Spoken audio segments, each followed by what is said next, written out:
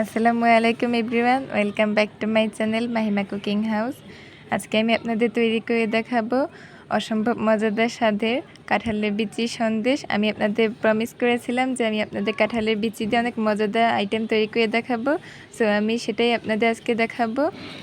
এখন যেহেতু কাঁঠালের এই সিজন, এর জন্য আমি কাঁঠালের বিচি দিয়ে অনেক মজাদার মজাদার রেসিপি আপনাদের তৈরি করে দেখানোর চেষ্টা করব। সো আমার চ্যানেলের সঙ্গেই থাকবেন আর প্লিজ সাবস্ক্রাইব করে রাখবেন চ্যানেলটি।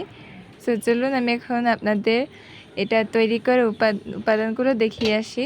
প্রথমে আমি কাঁঠালের বিচি ভালোভাবে ছোলা ছিলে, লাল ছোলাটাও পানিতে ভিজিয়ে ভালোভাবে ছিলিয়ে নিয়ে সেদ্ধ করে নিয়েছি। এবার আমি এটা 1 কাপ পরিমাণ দুধ দিয়ে ব্লেন্ড করে নিয়েছি।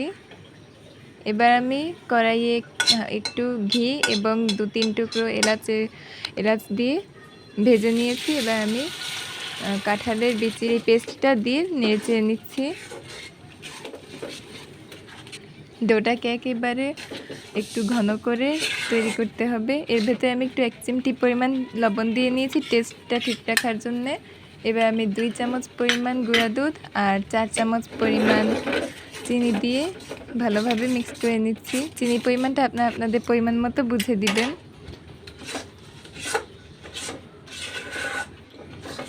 ভালোভাবে এটাকে নেড়ে একেবারে ঘন একটা ডোতে পরিণত করছি আমি এখন।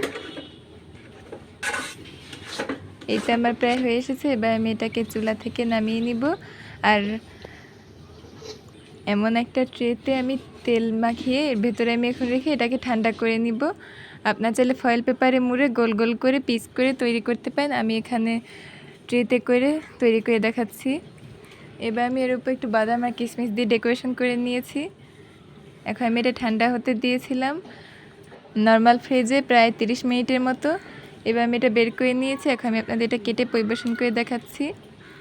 দেখুন এটা কতটা সুন্দর হয়েছে, মুখে দেওয়ার সঙ্গে সঙ্গে মিলিয়ে যাবে এমন একটা টেস্টি ডেজার্ট রেসিপি। এটা আপনারা যে কোনো মেহমানদের সামনেও দিতে পারেন, বিকালে নাস্তা হিসেবেও দিতে পারেন। কেউ বুঝতেই পারবে না যেটা আপনি কাঁঠালের বিচি দিয়ে তৈরি করেছেন।